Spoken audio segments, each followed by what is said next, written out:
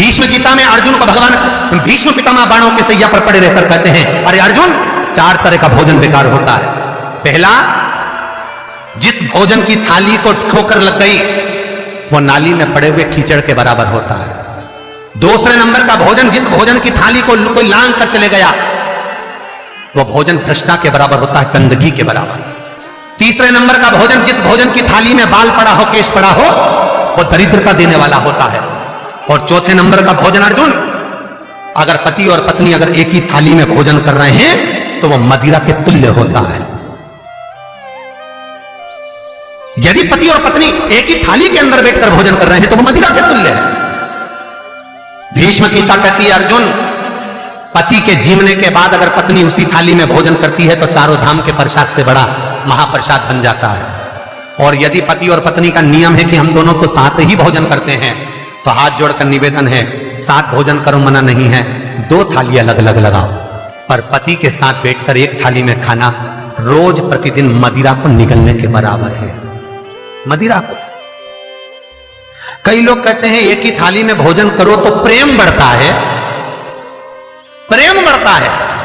शिव महापुराण की कथा कहती है, पति और पत्नी अगर एक ही थाली में भोजन करते हैं, एक ही थाली में अगर पति और पत्नी भोजन करते हैं तो उस घर की दशा देखिएगा। उस घर के बच्चे कभी भी विद्या में उत्तम नहीं निकल सकते, उस घर के बच्चे कभी भी सत्मार्गी नहीं निकल सकते, मार्ग से विचलित ही निकलेंगे, क्योंकि मदिरा के नशे में पैदा हुए हैं। तो सुन अर्जुन, सुन, यदि बेटी कुंवारी है और बाप के साथ में बैठकर भोजन करती है तो उस बाप की कभी अकाल मौत नहीं होती है, क्योंकि बेटी बाप के काल का हरण कर लेती है। बेटी कुंवारी है, बेटी की शादी हो जाए जब पहले वो पिता के साथ भोजन ना करे क्योंकि गोत्र बदल गया, पर बेटी जब तक कुंवारी है बाप के साथ बैठकर भोजन करेगी तो बाप के काल को हरण कर लेती है। ये उसी तरह जैसे एक गाय ब्याह गई हो और एक गाय कुंवारी हो। महाराज, ब्याही हुई गाय का गोबर से लीपने से ज्यादा फलदायी होता है कुंवारी गाय का गोबर से लीपना, वो ज्यादा फलदायी। बछिया के गोबर से लीपना, कुंवारी गाय के गोबर से जो ब्याही ना हो। कितना कितना शास्त्र प्रमाण देता है महाराज।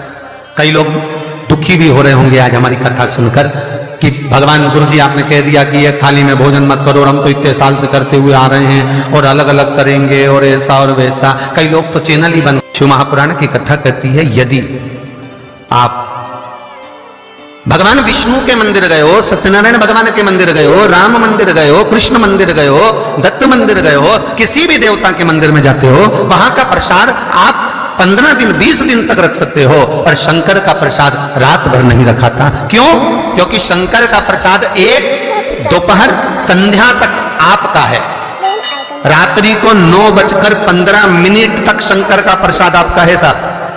शंकर भगवान ने जब 12 की रचना करी थी, घड़ी की रचना भगवान शंकर ने करी, तिथि और समय की रचना भगवान शंकर ने करी। एक एक घड़ी, एक एक पल, एक एक तिथि, एक एक नक्षत्र, समय, पल, सबकी रचना शंकर करें। सबकी रचना से इसीलिए तो शास्त्र कहता है ना, लिंग पुराण वर्णन करती है, नर्मदा पुराण कहती है, शिव महापुराण की कथा कहती है, जब व्यक्ति को कोई भारी रोग हो जाता है, कोई कैंसर जैसी बीमारी हो गई, कोई किडनी ही खराब हो गई, कोई लीवर ही बेकार हो गया, कोई बड़ी बीमारी हो गई, तो आप किसी ब्राह्मण से पूछेंगे कि पंडित जी हमको शंकर भगवान का अभिषेक करवाना है, कौन सा टाइम करवाना चाहिए? तो उसका भी समय शिव महापुराण निश्चित करती है, उसका भी समय हमारे लिंग पुराण निश्चित करती है, उसका भी समय नर्मदा पुराण निश्चित करती है। तो कुमार खंड के अंदर शिव महापुराण के वर्णन करा गया कि 9:15 रात्रि को कोई बीमार व्यक्ति का यदि उसके हाथ से अभिषेक प्रारंभ कराया जाए या उसके ही कुल का, उसके ही गोत्र का व्यक्ति शंकर का अभिषेक करता है और शंकर के नाम का स्मरण करता है, तो वो अभिषेक तो करे, साथ में जो मनोरथी है, यजमान है, वो महामृत्युंजय मंत्र का जाप करे, तो कहते हैं रोग समाप्ति की ओर आना प्रारंभ हो जाता है। रोग समाप्ति की ओर आना, रोग समाप्ति की ओर पहुंचना भगवान शंकर।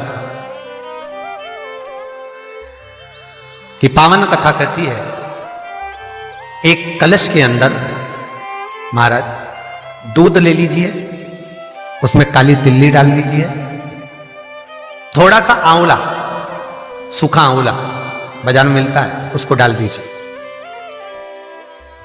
बाजार में अगर बीला मिल जाए, बीला का फल, बेलपत्री में जो फल लगते हैं, बीला का गुर्दा, बीले के अंदर का भाग, अगर बीला नहीं मिले तो बाजार में सूखा बीला मिलता है, उसको पानी में गला कर उसको पीस लो, पीस कर उसका उपटन बना लो, पीस के उसको एक कटोरी में ले लो। उस उपटन को, जल के पात्र को, जो व्यक्ति घर में बीमार रहता हो या जिसको बुखार ज्यादा चढ़ रहा हो, उतर नहीं रहा हो, निमोनिया जैसी बीमारी हो, बड़ी से बड़ी बीमारी भी अगर आपको घेरी हुई है, तो आप अपने हृदय चित्त से स्पर्श कराकर, कोई पलंग पर पड़ा हो तो उसका हाथ का स्पर्श करा, जो स्वस्थ है उसके ऊपर से उतार कर भगवान शंकर को ले जाकर वो बीले का उपटन शिवलिंग पर लगा दे, और जो जल है वो शंकर जी को समर्पित करें। कौन सा मंत्र बोलना है? उस मंत्र का स्मरण आप सब प्रेम से करें। ओम, जितने टीवी के सामने बैठे सब बोलिए ओम जूम, जा में ऊ की मात्रा, अम की बिंदी, जूम, सहा, सा दोहा की बिंदी, सहा, ओम जूम सहा, ओम जूम सहा। इस मंत्र का जाप करते हुए जो दूध चढ़ा देता है उपटन लगाकर, उसकी बीमारी, उसका रोग समाप्त हो जाता है। बहुत ध्यान देना। उसी चढ़ाए हुए जल को, दूध को, उस उपटन के भाग को थोड़ा सा ले आइए। जिस बच्चे को निमोनिया की बीमारी है, जिसका बुखार नहीं उतर रहा हो, उसके मस्तक पर लेपन कर दीजिए, हृदय चित्त पर लगा दीजिए महाराज। उसके बाद में उस बच्चे को वस्त्र से, गीले वस्त्र से पोंछ दीजिए, उस वस्त्र को झटकार दीजिए, बच्चे का बुखार 10 मिनट के अंदर उतर जाएगा। ये कभी भी कर सकते हो, ऐसा कोई दिन निश्चित नहीं है, कोई तिथि निश्चित नहीं है। जब बुखार आए, जब स्वास्थ्य ज्यादा गड़बड़ हो जाए, तब करिए। मंत्र का जाप करते हुए ओम हूम ओम जूम सहा, इस मंत्र का बस स्मरण करना है। ओम जूम सहा मंत्र का स्मरण करिए और शिव की आराधना करिए। ये वो औषधि है जो सती माता ने भगवान शंकर से विवाह के प्रथम में प्राप्त करी है। यदि कहीं से 5 मुखी रुद्राक्ष मिल जाए और 5 मुखी रुद्राक्ष को तांबे के कलश में जल भरकर उसमें डाल दो, किसी चम्मच से उस रुद्राक्ष को निकाल लो आधे घंटे डालने के बाद, महाराज शमी का एक पत्ता, शमी पत्र, और शमी का एक पत्ता ले जाकर, शमी पत्र को ले जाकर शिवलिंग पर रखकर 5 मुखी रुद्राक्ष का जल अपनी कामना कर कर, अपनी मन की कामना कर कर, सोमवार के दिन जो व्यक्ति समर्पित कर देता है, उसकी मनोकामना भोलेनाथ 3 महीने में पूरी कर देते हैं। शमी पत्र समर्पित कर कर 5 मुखी रुद्राक्ष का जल, मनोकामना।